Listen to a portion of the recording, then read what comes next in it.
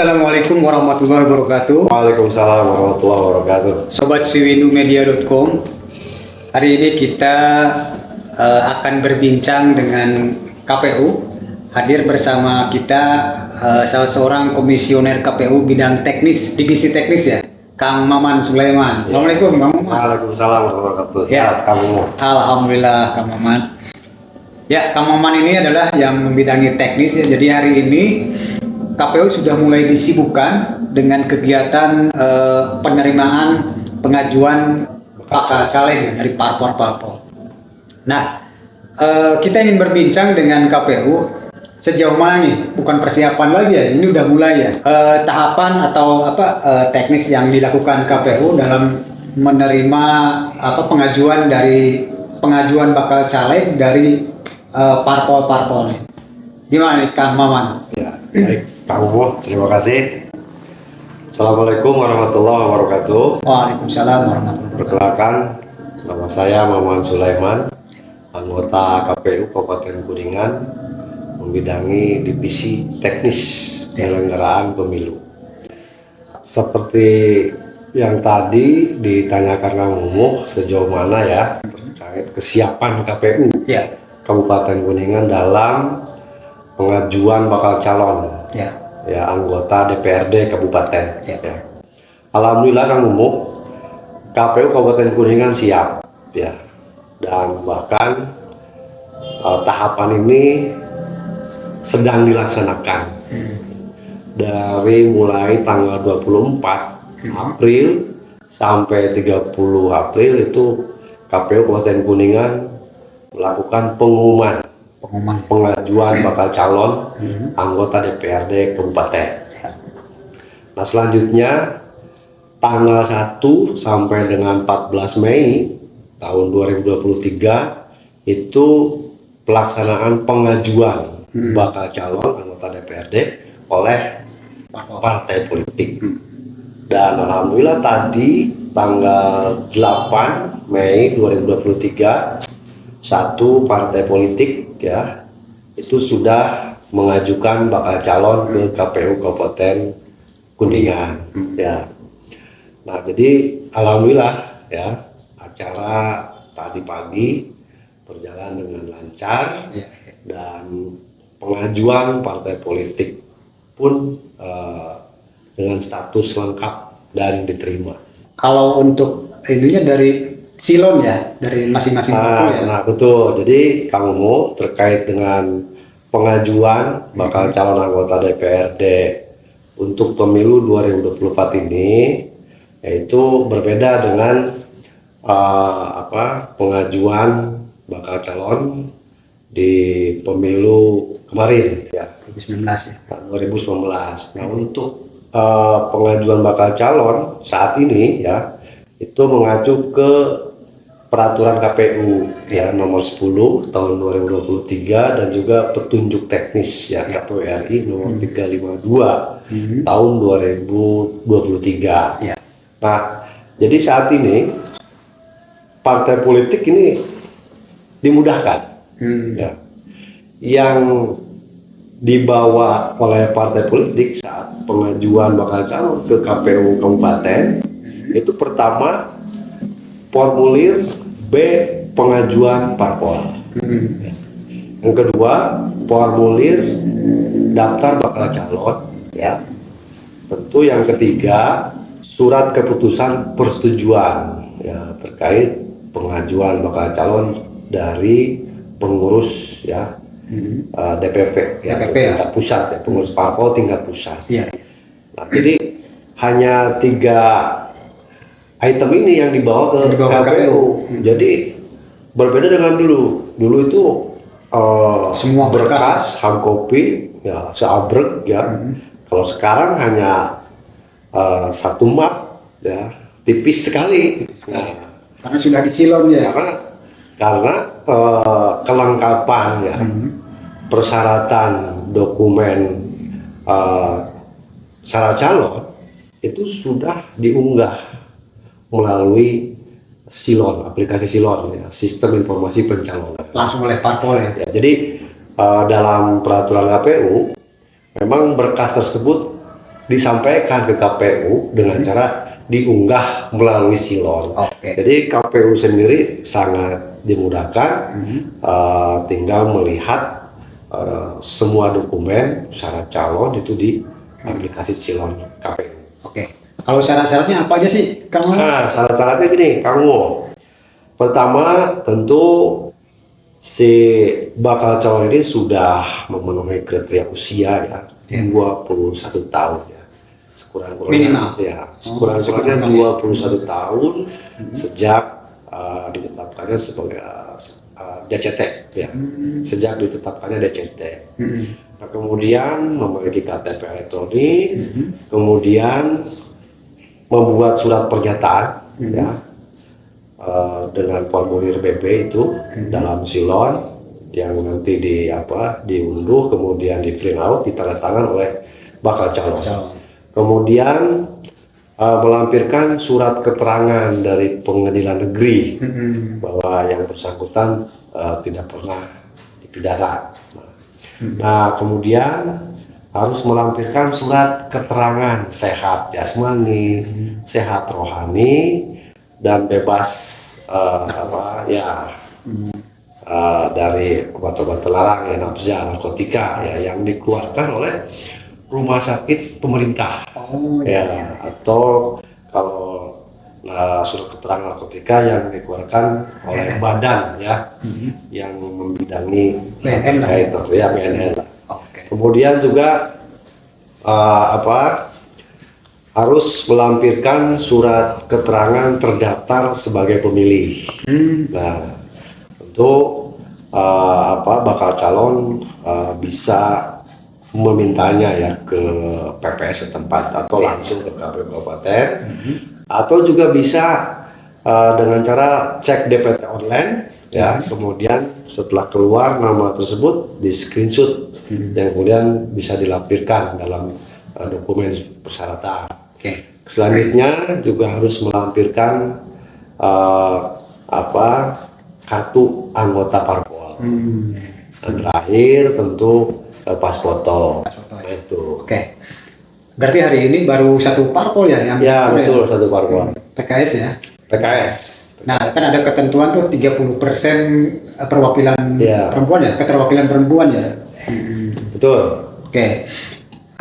Ini Kang Maman, kan ini sempat ramai di luaran bahwa ada beberapa kepala desa yang masih aktif daftar bakal caleg. Itu gimana ketentuannya? Boleh enggak itu?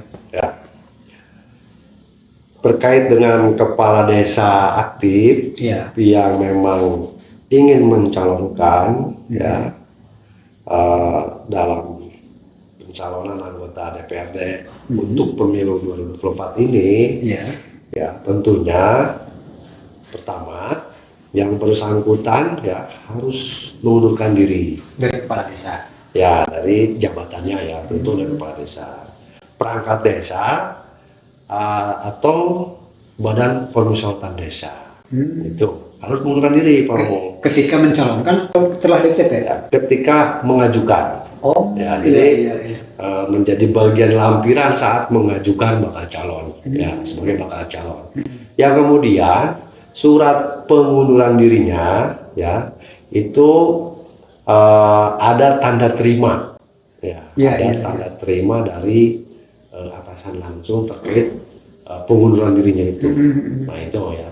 Jadi selanjutnya kapan SK pemberhentiannya bisa disampaikan bisa saat pengajuan paling lambat itu saat pencermatan DCS.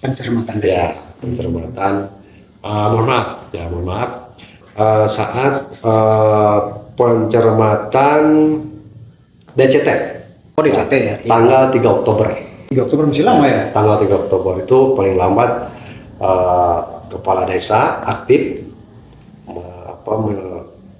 mencalonkan sebagai anggota dewan itu harus ada SK pemberhentiannya dan disampaikan ke KPU paling lambat tanggal 3 Oktober 2023. Tapi kalau surat pengunduran mah harus dari pas Kalau pengajuan iya ya. betul, kalau surat pengunduran itu harus dibuat ya dan disampaikan menjadi bagian lampiran dalam dokumen syarat calon ya, itu saat pengajuan.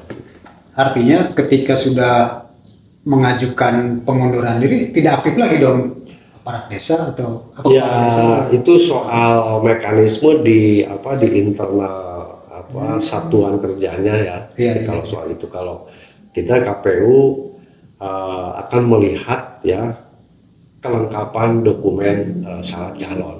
Sepanjang kelengkapan dokumennya lengkap, ya berarti kan diterima seperti itu. Oke. Berikutnya nih Kang Maman. Dari sekian banyak parpol di secara nasional, Kuningan sendiri apakah jumlahnya sama nih? Di Kuningan ada berapa nih? Ya, untuk di Kabupaten Kuningan ini peserta pemilu, peserta pemilu tahun 2024 ini ada 18 sama ya? Partai politik, ya sama seperti yang ada di nasional. Sudah konfirmasi semua ya? Ya, betul Kang Mo. Alhamdulillah kita sering melakukan rapat koordinasi dengan partai politik ya peserta pemilu tahun 2024 di Kabupaten Kuningan dan juga melakukan bimbingan teknis terkait pengajuan bakal calon ya. Yang kemudian juga kita sering mengasistensi partai politik ya dalam pengajuan bakal calon ya. Untuk apa? Supaya partai politik ini dalam mengajukan bakal calon ini itu bisa lancar. Oke, siap. Terakhir nih Kang Maman, himbauan atau pesan KPU nih kepada partai politik, apa yang ingin disampaikan nih? Terutama bagi yang belum gitu. Kan baru satu nih. Ya. Apa nih? Kemudian sudah ada nggak partai politik yang sudah menentukan nih hari ini kita akan ke KPU gitu? Ya. Sampai hari ini ya tanggal 8 Mei ya, tahun 2023 tepatnya hari Senin KPU Kabupaten Kuningan sudah menerima konfirmasi dari beberapa partai politik ya untuk mengajukan bakal calon ya. Ada yang mengkonfirmasi kesiapan di tanggal 10, kemudian ada yang di tanggal 11, ada yang di tanggal 12, ya, 13, dan juga ada yang di tanggal terakhir, tanggal 14. Paling banyak ya tanggal 14 ya? Ya, ya bayang lembur lah. Karena kan hari terakhir ini tanggal 14 itu berakhir pada pukul 23:59. Ya, itu terakhir ya. Terakhir. Kalau lewat dari situ nggak bisa ya? Nah, kalau lewat dari pukul 23:59 ya tentu pengajuannya sudah tidak bisa diterima. Atau kalau gini, parpol nggak ke sini, nggak ke KPU, tapi itu sudah diupload semua itu ke Silon, itu gimana? Ya tentu harus mengajukan. Harus mengajukan resmi ya? Mengajukan resmi ke KPU Kabupaten Kuningan. Kalau Silon mah hanya persyaratan doang kan? Ya, Dokumen-dokumen kan, itu ya? Silon ini kan mempermudah kerja partai politik dan juga KPU ya. Oke. Dalam partai politik melengkapi berbagai dokumen syarat pencalonan dan juga syarat calon. Luar biasa. Jadi kalau dulu kamu partai politik itu kan hard copy yang dibawa, semua ya berkas yang dibawa oleh parpol itu ke KPU, ya hard copy. Ya, tentu kan seabrek ya.